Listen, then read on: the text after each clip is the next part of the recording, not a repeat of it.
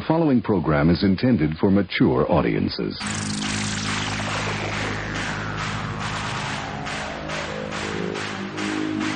He's standing in front of the net with about 8 inches of his shaft in his hand.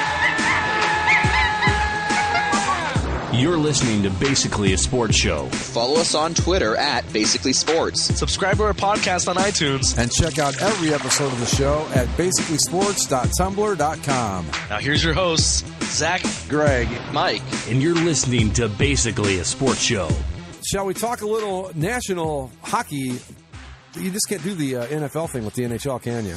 No, you really can't in more ways than one. National League of Hockey. Starts off Wednesday night, right? Wednesday night, yeah. Yeah, Wednesday night, the Penguins will lift their banner to the rafters and kick us off on another journey through frozen puck. Yeah, that's good, though. Yeah, no, I love the return of a hockey season. Just Speaking of that, you are never allowed to make fun of me for watching preseason baseball ever again, ever. On Facebook, he posts, I'm at the Ducks, like, that was an exhibition game. I'm like, are you kidding me? I mean, I get it, but... You have season tickets, and the preseason tickets come with it. Right. Normally, I don't go, and the only reason I wanted to go is because it was the Golden Knights, and I was like, I want to see... Okay, that makes sense. All right. I wanted to see the new team, with their jerseys and all that stuff. That's fair, okay. I was going to say, when I go to exhibition baseball games, they're in Florida. I'm on vacation. It's a different thing. And of course, on Wednesday... the season is actually properly kicked off with the Toronto Maple Leafs, as it should be. Who are they playing? The Winnipeg Jets. All right. Clash of the Titans there, folks. Hey, now. All right, so let's take a look at this thing this year. What are we thinking? Let's start in the East. We'll go with the Metro. The Met. The Met, baby. Metro Division. You got your Washington Capitals, who... Let's get it out of our systems now. Okay. They're going to be a little bit worse than last year, but probably not a bad thing for them, really. No. They're going to... This is the year they're finally going to do it. They're going to break through this year. Yeah. Okay. But, somebody had to say it. But the lingering specter of the Metro Division and really the whole NHL is the Pittsburgh Penguins. Stanley Cup champions back-to-back, probably still just as good. Sidney Crosby, best year in, the history of hockey, according to some people. That might have been a slight exaggeration, but still, he has, I think, enshrined himself as the greatest player of his generation. I mean, it's got to be, right? Oh, yeah. I mean, there's no – I don't think there's any debate on that. Either him or Brandon Dubinsky. I mean, it's an easy argument to have, but – I mean, it was always him and Ovechkin, and, it's unfair to Ovechkin because he's by far not the biggest problem on that Capitals team, but he probably needs to get away from them if he wants to win a cup. You think? I think we talked about this last year before the playoffs. I can't argue with that too much. I mean, last year, we all talked about the Caps choking in the playoffs, and last year the consensus was this is the best the team has ever been. And they weren't going this is the best team that's ever going to be that they've ever been, and they're going to win it, and this is their best shot at it. And they lost to the Penguins in the second round again. So yeah. I don't know. Maybe Zach's right, and not being as good will be the best thing for him. But looking at this, it's just hard. It's just hard to know for with. Like a lot of teams, like my team, it's they're going to be fine during the regular season. I don't anticipate them dropping off completely off the map. I think they'll drop down maybe to the second spot in that division. But it just depends on what they do in the playoffs. And they still have Ovechkin and Backstrom and Holtby and right. They're going to be fine for the next 82 games. But what do they do in May? Here's the thing that I have, and I think that's part of the problem with Ovechkin, Holtby, and the whole crew, is that they have, the core. I don't know how long the core of this team, or what you would even consider the core of the team is, but the cloud hangs over these guys. And you can talk about it. It's not real. It's just a thing that us fans like to talk about. But there's something mental there. And when they get to the playoffs, you can't tell me they don't think about that. That's why I'm of the notion that for them to finally fix this, they have to just clean house and start over. Now, granted, you can't do that with a team this good because, well, that would be suicide. But really, I don't see them ever getting over the hump because it's just that mindset that they've had. I said after their loss in the playoffs last season, I said that, you have to blow it up. Right. And I think that's what they have to do, and they haven't. And I think they're the Sharks. Right. Like, in so many ways, because they're Ovechkin and Backstrom are going to be the Marlowe and Thornton of the Capitals. I don't think they're ever going to win. And if they do, it'll be by complete fluke. Like the Sharks had that one last weird thing where they finally got to the finals. And then got curb stomped by the Penguins. Right. But I think the Capitals will just, this group won't win, and that's unfortunate for them because they're very talented players, and I actually like Ovechkin a lot. But it's one of those things where I don't think that there's anything particularly wrong. I mean, last year they put together one hell of a team, and I can't think of anything that they could have done to improve it. I think it just comes down to it that for whatever reason, certain cores can't get over the hump. Right. And I think in the NHL, at least, Washington's a good example of that. San Jose's a good example of that. And Minnesota's a good example of that. But, sometimes you can do the right thing. Sometimes you can put together the best team in the league. But, for whatever reason, the group of personalities you've assembled just can't do it for whatever reason. They're the 80s Browns, to give a football reference. The 86, 87, 88, 89 Browns were really, and I'm not exaggerating, one of the best teams in the NFL. They had a great offense, a very good defense. They had all the talent, everything necessary to win a Super Bowl. They had one problem. They couldn't get over the hump. And that's the Caps in a nutshell. They, like we said last year during the playoffs after it was over, they're too good. You can't just blow it up today. I mean, you're going to have to wait this out until Ovechkin they just get old and it's just natural attrition. So you get to the point where you have to blow it up. So you just got to ride this out and hope that something happens by accident, which probably isn't going to happen. So they're in a spot, because the ownership can't just go, yeah, we're wiping the slate clean, even though we've got this really great team that's probably going to have, 100 points this year. You can't do that. So you're stuck, basically. No, 100%. 100%. Yeah. Yeah, like you said, it's the Oakland A's, it's the San Jose Sharks. Yep. They are what they are, and eventually maybe they'll get over it, but probably not. I'd kind of like to see it, honestly. I just don't think it'll ever happen. But I mean, the Penguins have the Metropolitan Division. I mean, it's theirs to lose, right? No one's gonna wrestle that from them. Yeah, I have to think so. And they lost a few guys, due to salary cap stuff and just old age. Guys having to just kind of be siphoned off a little bit, but still got Crosby, they still got Malkin, they still got Tang, they still got Matt Murray and net. All the plugs that they put in there. That it's just so funny. They spend all those years trying to find somebody to play with Sidney Crosby, and they can never get the star players to play with him. So Phil Kessel ends up playing on Malkin's line, and the guys that end up thriving with Crosby are these plugs that they come out of nowhere. The Jake of the world.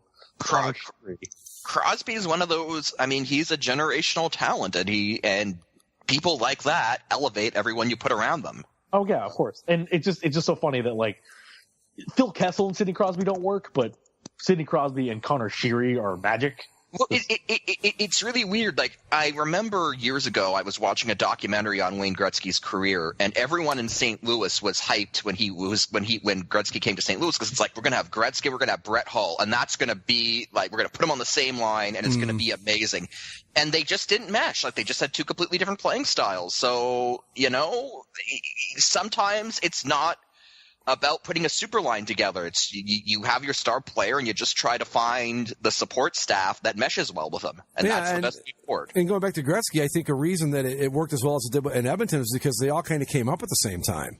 Yeah, Curie and Messier and I forget the other guys, but you know what I mean. So it wasn't this mix and match thing. I mean, that team built together. So maybe the Gretzky thing, because I think with Brett Hull and Wayne Gretzky, you got two alpha dogs there. You don't want them on the same line. How's that going to work, right? And, yeah, so I agree. I'm agreeing with your point, I guess is what I'm saying. I just wanted to throw in a line there about the 80s Oilers just to show people I know what I'm talking about. They are one of, if not the greatest teams ever assembled. So. But that's what I mean, though. I think it was easier, like you wouldn't run into that with them because of the fact that they ascended as a group.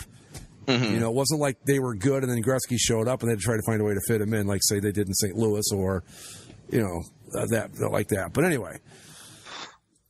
And then the third place team in the Metro last year was your Columbus Blue Jackets, who put together one of the greatest seasons in their history, and they just happened to be in the wrong division. One of? I think it was pretty reasonably sure it was the greatest season by a long shot. They have 103 points when it was all said and done?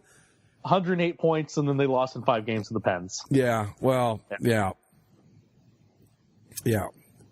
Big question this year is this, because remember the last, when was it, in 14 when they made the playoffs, had that great series with the Pens and lost, and then they fell right off the cliff. So the question this year is, can they maintain it, I guess, basically. Yeah, I mean, the Rangers finished, not that far behind them, 6 points behind. But I think, the Rangers are a team that just continues to get older. Further down the line. And last year I thought the Rangers were going to take a dip. So this year I can only assume that, they're probably going to take a dip. It's going to happen at some point, you'd think. Who do we like there? But like the other teams that are in that division are the Islanders, who were a point out of a playoff spot. Right. Philly, who was 6 points out of a playoff spot. Philly might be a little bit improved. Carolina might be a little bit improved too. That was my question. Down the bottom. This looks like it could be a very tough division because the Islanders are going to be pretty good. I think you're right with Philly. The Rangers, while older, are still going to be very competitive. You got Pittsburgh and the Caps. I don't know. And then you got Carolina and Jersey. And I don't know what Jersey. I can name one New Jersey Devil, and that would be Taylor Hall, and that's it. So I don't know if they're any good or not, but I can name 3, I think. So, but my question, though, and then we can move on to the Atlantic if you guys want to. Well, we can't just leave the Met without talking about how the Devils will be propelled to greatness by the spirit of the Kansas City Scouts and the Colorado Rockies oozing through their jerseys. This is true, and that might make the difference. Those things look so bad. Like, you would think that it's not like it's a terribly complex uniform. Mm-hmm. It's just it replaced something that was a modern classic, and it wasn't really that modern. It was just the Devils had always carried themselves in such a fashion that they're going to dress like an original 6 team, and they're going to carry themselves like an original 6 team, and they're going to basically do everything they can to try and beat an original 6 team. And they win 3 Stanley Cups, and they have tradition, and they're very set in their ways. And yeah, it was mostly because of Lou Lamoriello, but then when he leaves, that doesn't mean that you just open the door to try anything you want. It's you have an established brand to keep a hold of. And they threw away that stuff to look like crap. They pulled it off. The whole look like an original 6 act like because when you think of the New Jersey Devils, I don't think of them as a relatively young team, but they are. I don't mean in player age. I mean in actual franchise age. Yeah, they only came around in the mid '80s. Right, when you think of them, you don't think of them as being like that young. You think of them as being a tradition-laden team, and you don't mess with that. And I don't know why they did, but they did.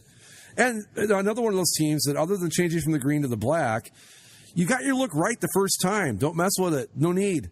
Leave it alone. I mean, thankfully they didn't touch the logo, which there was some talk of, but like the striping, like yes, the arm striping is generally the same thing, but because they've altered it, to make it wider to represent the arm stripes of the Colorado Rockies, and then the red collar of the Kansas City Scouts, and the one black line on the hem is supposed to be reminiscent of the Newark Bulldogs. Oh, whatever. Here's an idea. You're a team with 3 Stanley Cups. Why don't you be the New Jersey Devils? Because that seems to be the best iteration of your franchise, so why not stick with that?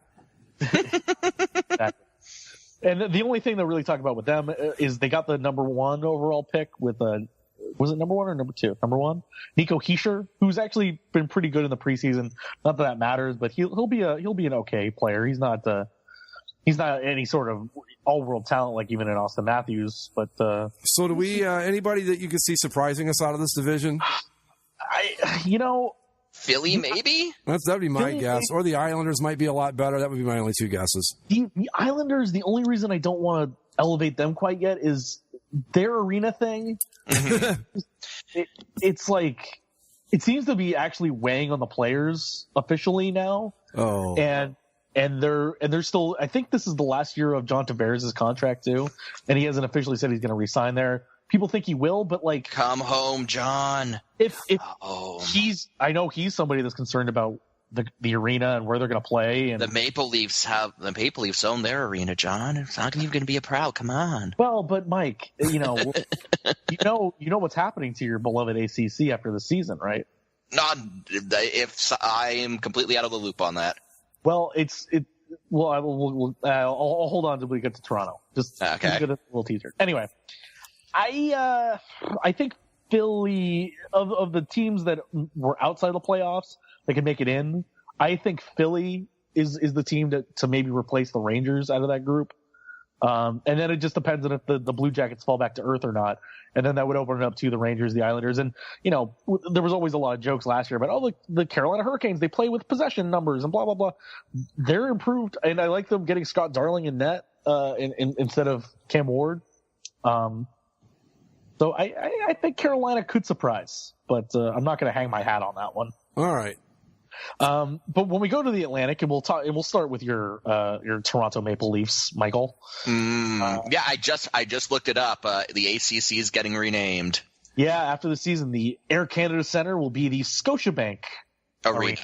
And I don't like that at all. No. Yeah, not something cool, just Scotiabank Arena.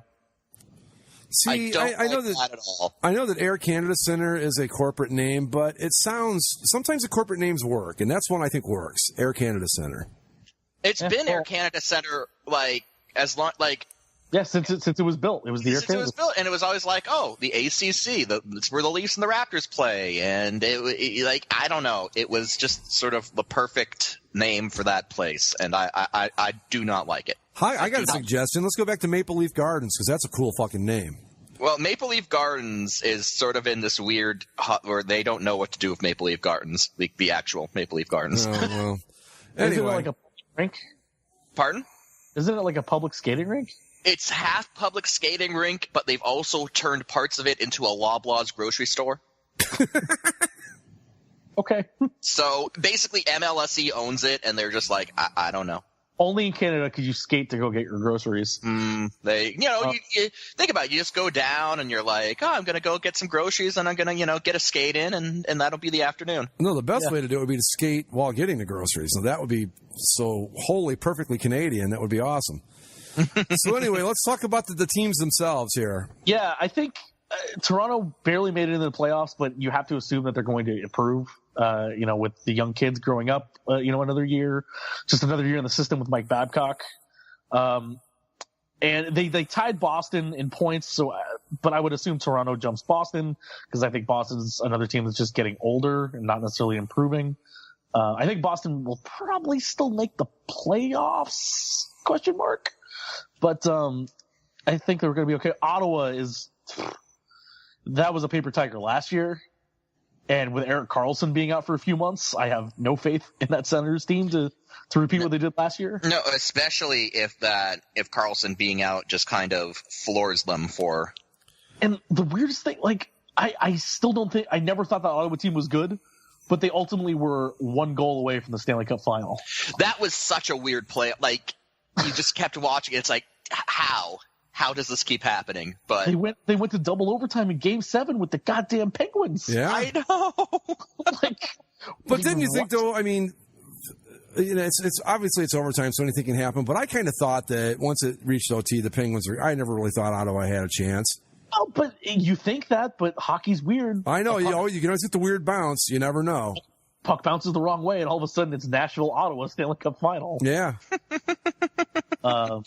I'm keeping the dream alive for an Ottawa-Winnipeg Stanley Cup Finals. That just kills NBC Sports. But I don't know. Look, I'm going to say I think Toronto is as good as anyone to take this division, the Atlantic. May I make a bold prediction and say that I think the Toronto Maple Leafs are going to be the breakout stars of that division this year? Because what did they do in the playoffs last year? They won a round, didn't they? No. They went out the first round, but they played the Caps. they bloodied Washington's nose. That's right. They played the Caps really tough. Yeah. I like the Leafs too. I think you're right, Mike. I mean, look, the thing that's going to be fun, of course, is that I think Montreal's still going to be just as good as they were last year, and if Toronto getting up to that level, to have Toronto-Montreal be like a meaningful. Oh, that'd be great. Having them fighting for the division, yeah. That'll be fun. That'll be a real great thing to go through this season. Absolutely. And, of course, come on, like Maple Leafs, Leafs Nation, you all have to believe in Dartman. Right. Of course. Dartman, I forgot about him. In Dartman we trust. So I think it's Toronto and Montreal for sure. Ottawa, Boston could slip because Tampa was 1 point away from the playoffs without Steven Stamkos for most of the year. And he's back and healthy, and I got to think that Tampa pushes their way back into the playoff picture somehow. Florida should be – you would think Florida would be better, but I don't know. Detroit's still going to be bad. Buffalo's still going to be bad, so they don't have to worry about them. Florida was pretty good last year, weren't they? No. What am I thinking of? They were good 2 years ago. 2 years ago, okay. They were good. They were good 2 years ago, and then they went all in on analytics, and and the Army and Army strong. Yeah, that's a mess of a franchise all over again. It was just so they got so close to being like relevant and good and competent, and then they blew it up. Then they forwarded themselves. Yeah, it happens all the time. But yeah, I like Tampa Bay. My big thing with Tampa is that like Stamkos and Callahan, like they have been so injury prone over their careers in Tampa that I've got like part of me is like has a sneaking suspicion like Steven Stamkos might be healthy, but is it going to be the point where it's too late? Like, is he going to come back and be a shadow of his former self? Maybe. I don't think so.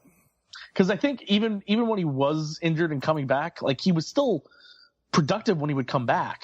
Mm-hmm. Yeah, I mean, when you say shadow of his former self, what are you talking? Like 85% the player he was, or nowhere close to what he was? I can get 85% of a 60-goal scorer. Right, exactly. I mean, how bad is it if he comes back and says, I don't know, putting up 35-40 instead? I mean, he's still pretty good.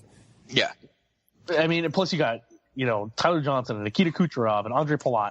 That's still a team that has a lot of talent. And I think the other thing that's good for them is they're finally out from under Ben Bishop, and now they can let Andrei Vasilevsky kind of take over in between the pipes for them. And they still got defensemen galore. Victor Hedman's great, and I think they're still going to be. They got to be better. I have to believe that Tampa's going to be better, and they'll sneak in the playoffs somehow. But when it comes to like overall favorites in the East, I kind of like we say with the Patriots in the NFL, I can't not say that the Penguins are the favorites in the East again. And right, the Penguins, I think it's definitely theirs to lose. I think there are a couple strong teams in the Atlantic. I'm being optimistic with the Leafs, but a lot of it is going on. Like I want to believe that the Marleau signing works out the way it was intended to. I forgot to mention that. Yeah. Yeah, where it's just like it was paying Patrick Marleau $3 million a year. Yeah, where it was like you overpaid for Marleau, but it could be worth it if he does turn out to be the veteran presence that he's supposed to be. Sorry, I forgot. It's not $3 million a year. It's $6 million a year for 3 years. Yes. I just get a kick out of listening to Zach laugh at that. That's just cracking me up. But I don't know. I think this team has what it. See, the big thing about the East is that I think the Atlantic has a lot of teams that are good enough to make noise, but I don't think any of them are particularly good enough to beat Pittsburgh. And nobody from the Metropolitan is really convincing me that they're better than even a lot of teams in the Atlantic. So yeah, Pittsburgh. It's Pittsburgh, but maybe Washington finally gets over the hump. Maybe Toronto has an explosion. Same with Tampa. Tampa could explode, but yeah, I mean, you never know with the Caps. You think that the law of big numbers would say that eventually it would have to happen, but I think I've said that 3 years in a row now. I've been watching hockey enough to know that I know exactly what I'm getting with the Capitals.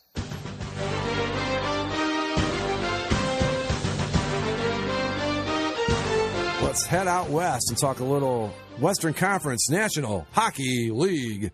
Yeah, you just can't do it. There's just no way to dramatically say that, is there? The West. Home of Zach's mighty Anaheim Ducks of Anaheim. Did you say the mighty Anaheim Ducks of Anaheim? Yeah. Okay. In the Central. You don't like that name? No, it's fine. Yeah, I thought it was pretty good. In the Central.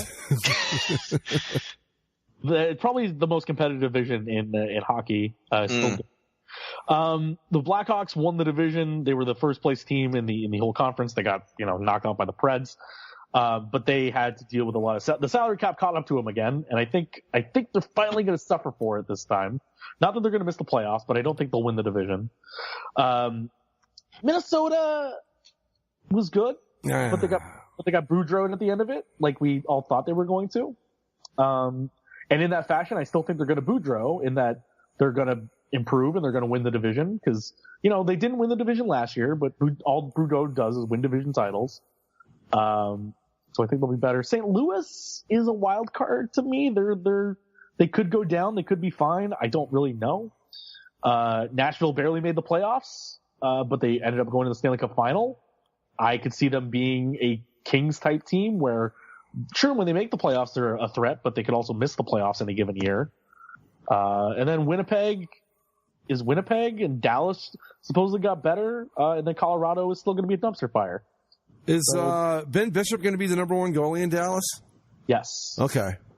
Yeah, he's going to be the number one, and that's the thing that they've needed for such a long time is just, some solid goaltending, and if they can get that, which I think Ben Bishop can provide, they have plenty of offense with Tyler Seguin and Jamie Benn. That's why I think that I think of the teams that are outside the playoffs looking in a year ago, unlike the East where there's some fluidity, I think there's going to be teams coming in and out.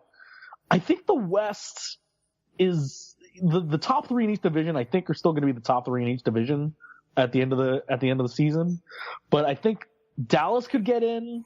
And maybe that knocked out Calgary or Nashville, maybe Winnipeg, maybe LA, but then the rest of it's not really there. I think the top teams of the West are still going to be the top teams of the West, at the end of the day. Yeah.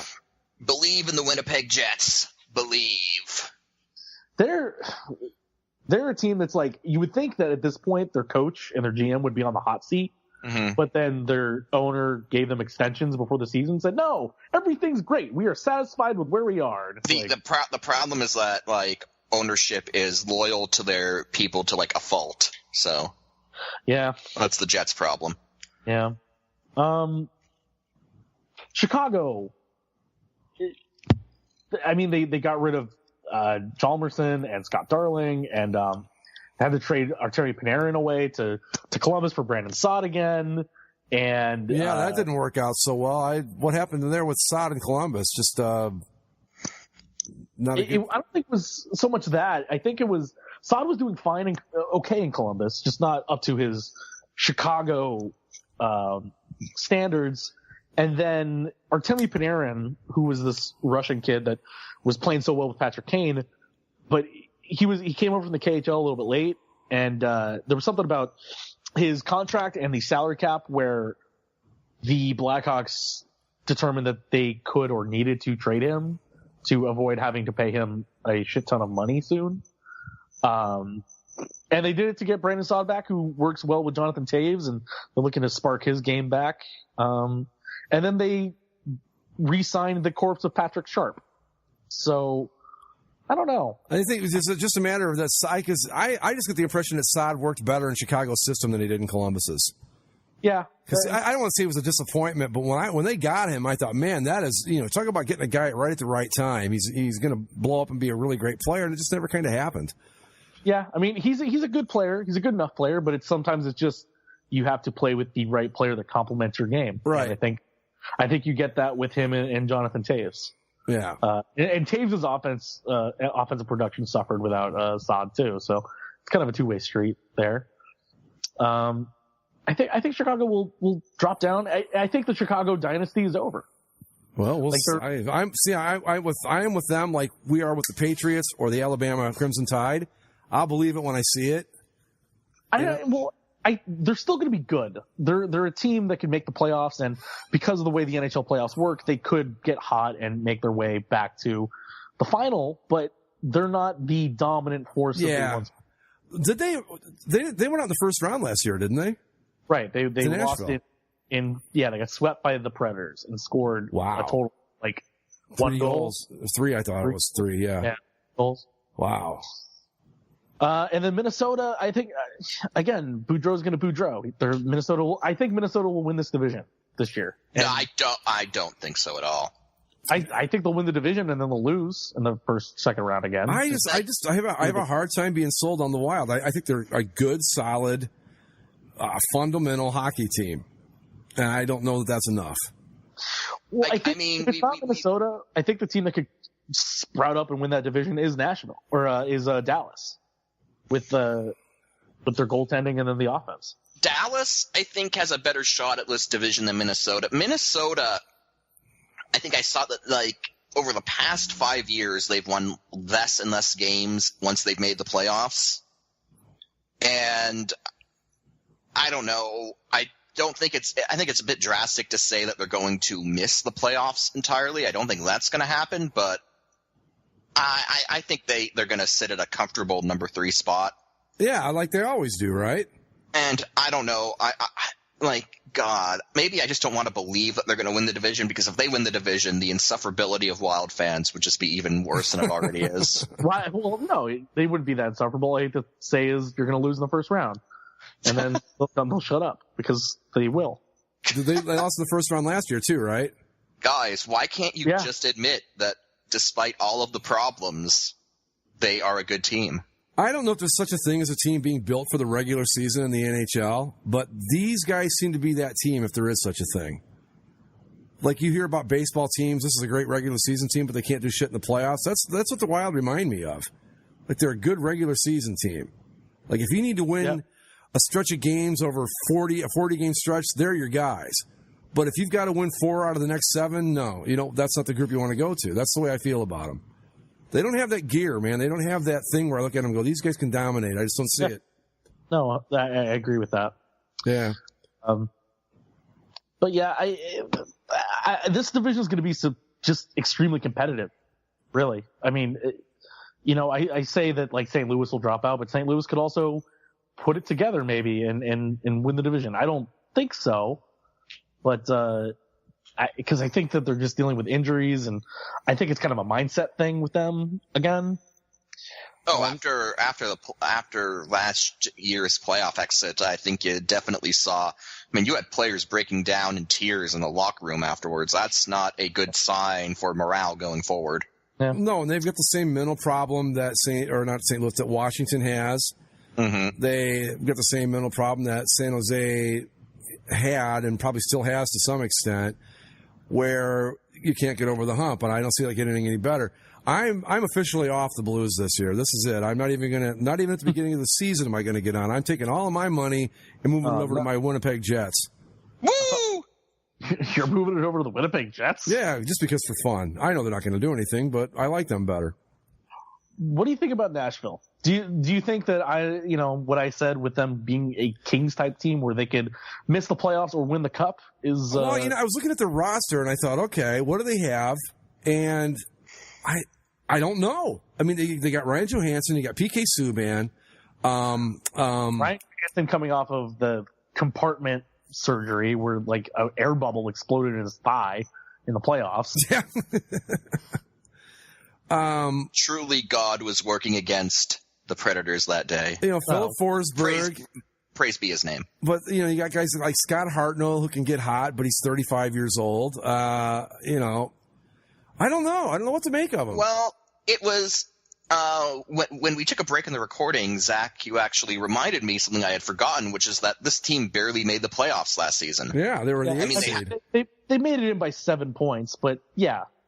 I mean, they were still the last team in. They were the last team, and it took until the final week to solidify that. I mean, basically, it was not a sure thing that they were going to make the playoffs. And this, I want to say, like, this team's going to have a lot of momentum just because, like, they were the last team in, but they had a very impressive playoff run, and they got like the contributions of their younger kids, and I guess that's the question: are they a young team that's ascending, or was it just one of those runs last year? Because you've got the young talent, you've got Johansson. I don't know. I mean, is that what's their situation? What are they? I think they're a young team that's trying to figure it out, but I also don't think that they're taking any huge steps forward. I think in a lot of ways the roster is still the same as it always was with Nashville, in that you have just a bunch of guys that can come to play together. And in the past it had seemed that was more of a derisive thing, because it was, you have a bunch of guys that just come together and clog it up and trap it up and, trap all the way home. And now you have a bunch of dudes, but they're kind of quick, and they can, get in on the forecheck, and maybe play a little bit more of an up and down style. But I still think that the top end talent isn't what it is for other teams. And I think the other thing that to make note of too is, while Pekka Rinne had an incredible playoff, he was going into the playoffs, everyone was on the boat of, Pekka Rinne is on the decline, that he's not this guy anymore. Well, it's worth pointing out that he had an absolutely inhuman series against Chicago. Yes. Oh, yeah. He played insane for 4 games. Then he played really good for the next series. He was okay against the Ducks, and then he wasn't good enough against. There was that one game in the Penguins where he let in 3 goals in the first period.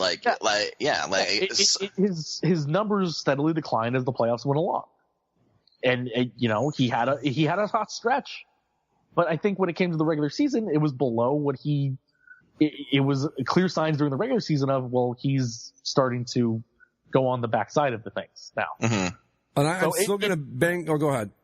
If that continues and he declines again, then Nashville's in a tough spot. And they have their backup goalie's okay, and there was a lot of buzz about him, but I'm not going to put any stock into a backup goalie. Which one is their backup? Because they've got 5 listed on their roster right now.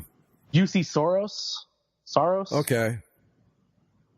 But it's Rinne, in net until, otherwise. I'm just I'm looking, okay, I think they, and I don't know how they do their lines, but their number one line could be decent. They would have, Forsberg, Johansson, I'm guessing, would be the center. And, what's his name? Arvidsson? Is that how you say it?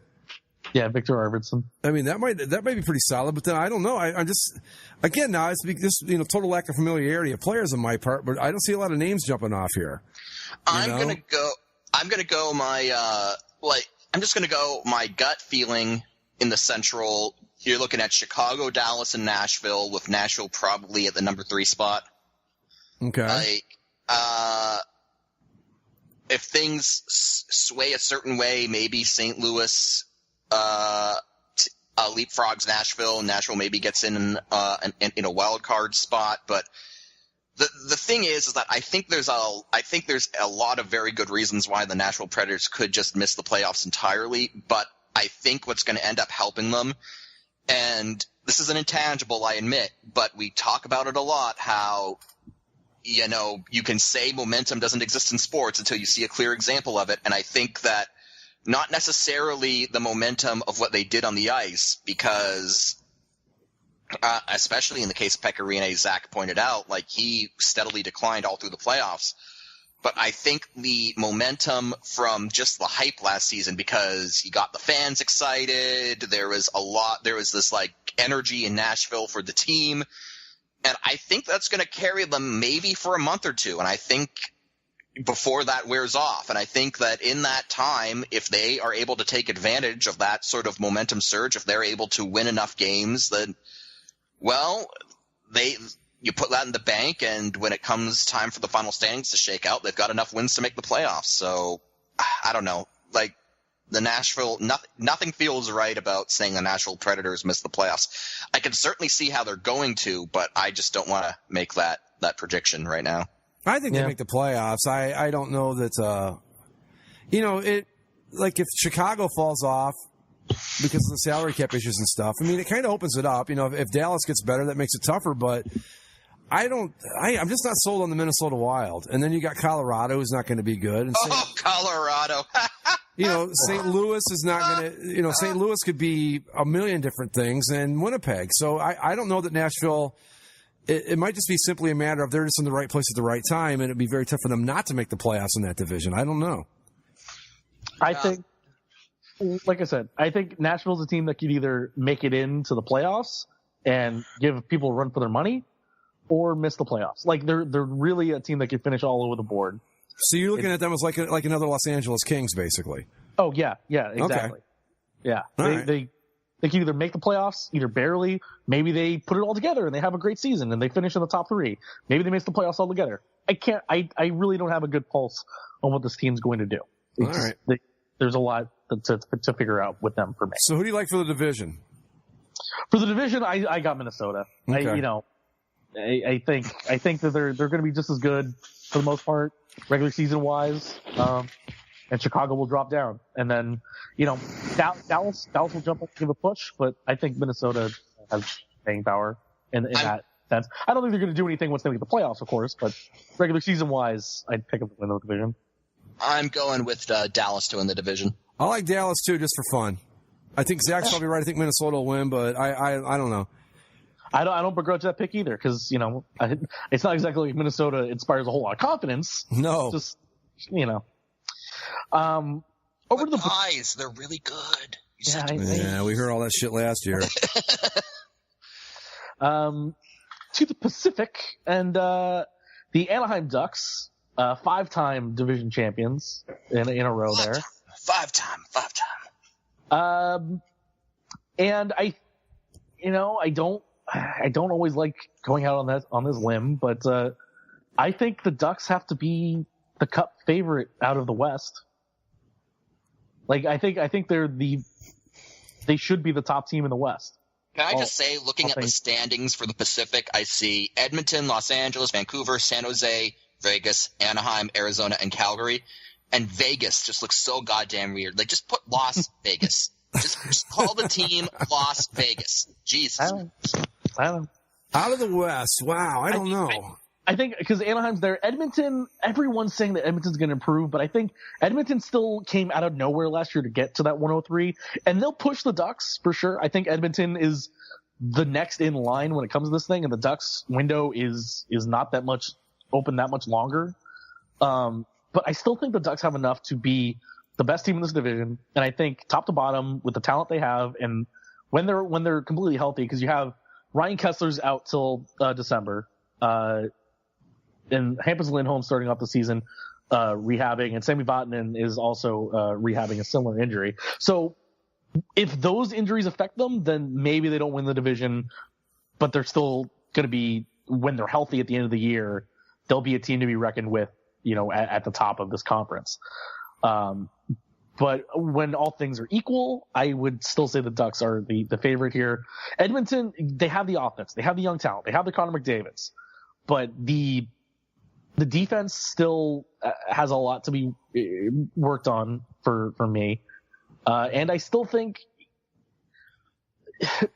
when the Ducks played them, they were scary, but they were clearly a team that still needed more. They needed to grow up a little bit more and learn how these things work. And maybe they did with those 2 series against the Sharks and the Ducks.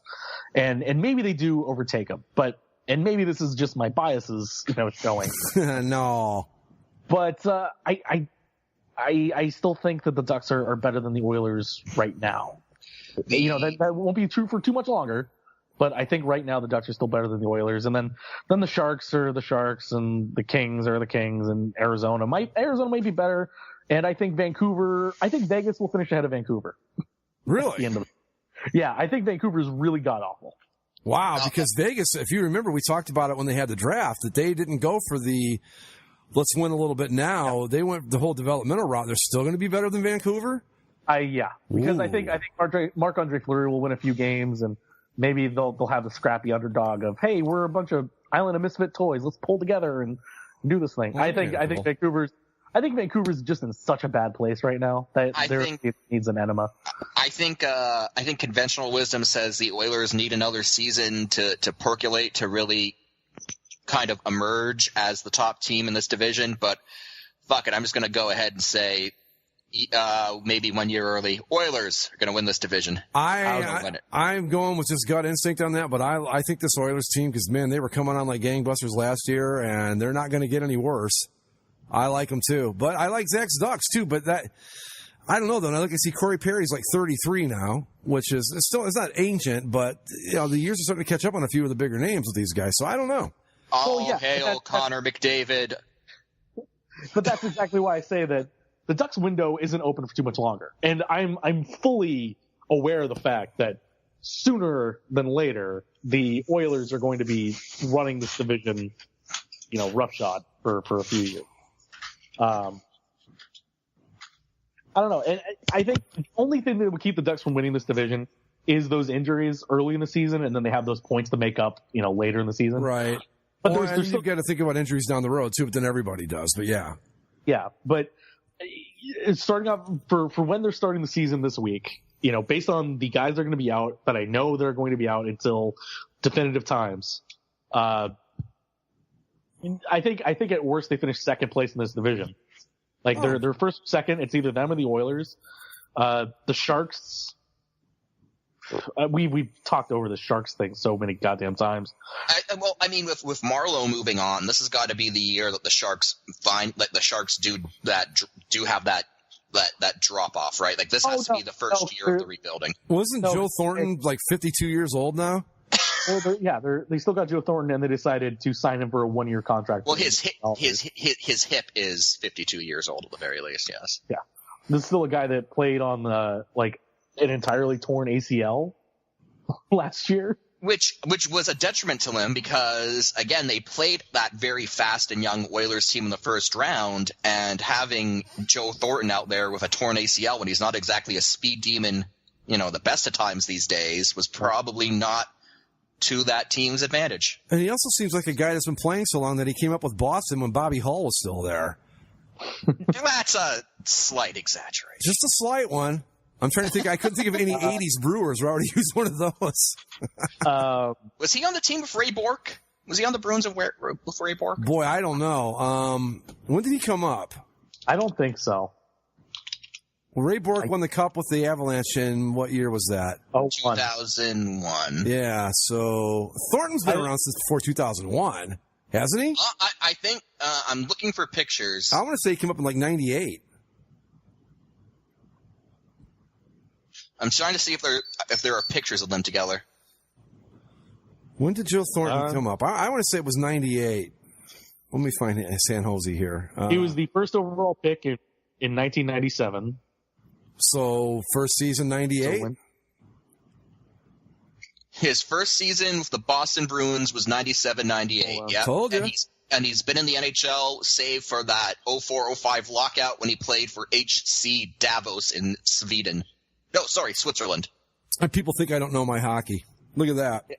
Yeah, no, you're right. He was he came up in 97-98. Yeah, so he was on the Bruins along with Ray Bourque. Yeah. Because Bourque only played the one season with the Avs, right? Yeah. Yeah, okay, right. Yeah, okay. He got his number retired for it. Yeah. I can almost see that if that was their first cup, but it wasn't. Hey, it's more justifiable than the St. Louis Blues claiming Martin Brodeur is a Blues legend. I honestly, God, I had no idea that Martin Brodeur ever even played for the Blues. He did, and it's weird looking when you look. How long was he there? Not even full season. Because that's like Dominic Hasek came up with the Blue Jackets, the Blackhawks, right? Well, yeah, but Brodeur finished his career with the Blues. Well, yeah, okay, because that's at the end of his career. How many years did he play there? 20 games. Half a season. Oh, for fuck's sake! That doesn't even count. Yeah. All right. Anyway, so what are we liking here?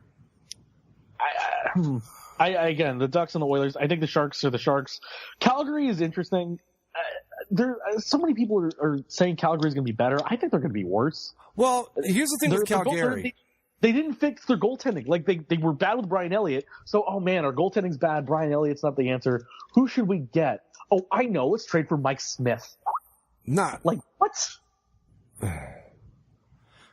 The thing with Calgary, I think, and again, this is based on my limited knowledge, but I think they didn't get what they were expecting out of Sean Monahan as far as point production goes. I mean, he's going to be a good, solid 30-30 guy, but he's not what they wanted him to be. And everything I've read, no one expects him to all of a sudden achieve that level this season, so that hurts. Johnny Gaudreau is fine, but he's not. Yeah. What's the other one? Backlund, I think's his name, the center. Yeah. Mikhail Backlund. Yeah. I don't think they got the offensive production out of these guys they thought they were going to get. No, correct. Yeah, their problem is goal scoring, and their problem is scoring enough goals and then goaltending. And Mike Smith's not your answer. No. And defensively, they're fine. They signed Jaromir Jagr, so that's good for them. Yeah, he did play with Bobby Hull. I'm almost positive of it. When did Jagr actually come up? Now Jagr played with Maurice Richard. Yeah. I was going to say the 80s, but that's wrong. He came up with he was early 90s. He was on the Lemieux Penguins, right? Yeah. I want to say 91. I want to say for Jagr, but I don't know for sure. I want to say he was a rookie when the Penguins won their first cup. Well, that sounds about right. I don't know. I'm with you, Zach. I think it's going to be between Anaheim and Edmonton. The rest of this division, I have no clue. San Jose is up in the air. Calgary is up in the air. LA is getting worse. LA is getting worse and worse. I put my top three as Anaheim, Edmonton, and Arizona in no particular order. Well, Arizona's going to be the third, I think. But yeah, you know what? I'm not sure that's so crazy.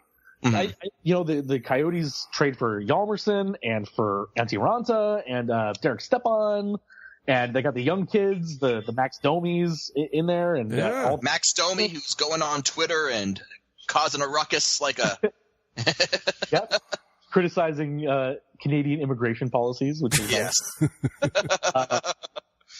And then they get rid of Shane Doan, Prime Minister Max Domi. Da, da, da. So, I think Arizona is going to surprise some people. I'll go along with that because I look at the rest of these teams. I'm not sold on San Jose. I think that run might be over. The only thing that I really take issue with, Zach, is I don't know if Vegas is going to finish ahead of Vancouver just because for all of Vancouver's faults, at least it is still kind of a team that has coalesced, whereas Vegas hasn't. It's still kind of a motley group of individuals who aren't really – and, of course, there's always the fact that, of course, like the Island of Misfit Toys mentality – us against the world could work, but I don't think that's necessarily inducive with Army Strong, which seems to be the team slogan. So yeah. Well, I do know one thing. Even if Vegas isn't better than Vancouver, Vegas is going to be better than Colorado. Oh God, yeah. No, Colorado. I think last season's Colorado Avalanche team had the worst season of any non-expansion team in NHL history. It was the worst modern record in NHL history. Yeah. No, and just to put it into perspective, Colorado, Vancouver was pretty bad last year. They finished with 69 points. They were a minus 61 goal differential. The Colorado Avalanche finished with 48 points and 112 minus 112. I remember talking about that at the end of the season last year. The Nashville Predators had 94 points to make it into the last playoff spot in the West. Colorado had essentially half of Nashville's points. Half. Yeah, they lost. Because they didn't take too many games in overtime. They lost 56 games. Wow. There's that one gif of them where I think they're playing the Jets where that Avs player's on a breakaway and then he passes behind himself for some strange reason. The Jets just clear the zone.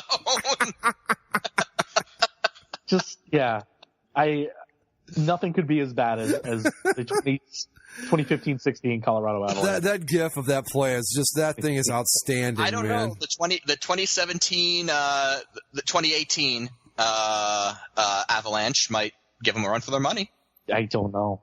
So the worst part that they need to do, and of course, this is what all these organizations that hire their ex-players, this is what they fear the most. Mm-hmm. Colorado Avalanche have to fire Joe Sakic. Yeah, good luck with that. The quote unquote boys club approach does not always work. Well, yeah, it's fine when you're winning, but when you're losing, you're the owner of the Colorado Avalanche. You have to go to Joe Sakic and say, "Hey, yeah, that's a tough call." Well, they won't, but they'll just move him to a different spot. They won't fire him. Like they'll put him in they'll give him like some sort of vice president of team concession stand operations or whatever. Stick him in a corner office somewhere and be done with him. They actually got lucky because Patrick Waugh, resigning that 1 year in the middle of the summer. Yeah, thank God for them on that front. That Patrick Waugh is an unstable, crazy person. Yeah, I mean, had they actually had Joe Sakic had to fire him, I don't know if he ever would have. Well, no, I wouldn't fire Patrick Waugh even if I had to. The man is terrifying. Yeah. Yeah, he's a good goalie though. So, cup pick out of the West. My cup final, if I had to choose it today, I guess it would be Pittsburgh-Anaheim, and my heart says Anaheim, my head still says Pittsburgh with a three-peat. Pittsburgh out of the East. Out of the West, I almost don't really want to. It almost doesn't matter because I think whoever comes out of the West, Pittsburgh's going to beat. Sure. I mean, I picked Edmonton to win the Pacific. I still think they could, but Anaheim is probably as good as anyone else, and Anaheim still has enough working for them. My one big criticism of the Ducks is Gibson, but at the same time, he's my boy from Kitchener, so I can't hate him too much. Hey, he's getting a year older. I think he's been the best thing about this Ducks preseason. He looked, as long as he doesn't, tear his paper groin. Which incidentally could be the thing that sinks Dallas if they put all their eggs in the Ben Bishop basket. I mean, that guy's pretty injury prone too. Yeah, but nicely done, Mike. That was good. Ah, thank you. But I would. Yeah, I'll go with Anaheim. I'm going to say it's either going to be Anaheim or Edmonton is going to come out of the West. I think the Central is very competitive, but I think it's competitive with a lot of teams that are more or less on equal footing, and the best teams in the Pacific are just better than the best teams in the Central. So it's going to be Pittsburgh versus either Anaheim or Edmonton. I so really badly want to go out on a limb and say like Dallas or somebody out of the West, but I can't. I think Edmonton wins the Pacific Division. I think the Ducks win the Western Conference. Just the experience alone is going to do it. And then, Pittsburgh, who can beat them? I mean, give me a good argument for who can take them out, and I'll change my pick. And that's what I thought. So that's my pick. Pittsburgh and Anaheim, too. And can your Ducks knock them off, Zach, if they get there? They usually have a bad record against the Penguins. Everybody has a bad record against the Penguins. That's the problem. Yeah, why not? Okay. So hey, man, you got to believe. You got to believe. Go, Leafs, go. We will have a much better idea in 82 games from now, but I guess that's it for our NHL preview, right? That's it. Okay. We're going to call it a night. Follow us on Twitter at Basically Sports, or you can follow us on Facebook, and you can also subscribe to the show via iTunes, Stitcher, Spreaker, and YouTube. We'll see you next week. See ya. Later. The second half of tonight's telecast has been brought to you by Imperial Oil Limited and Esso dealers, agents, and distributors serving your community. Tune in again next week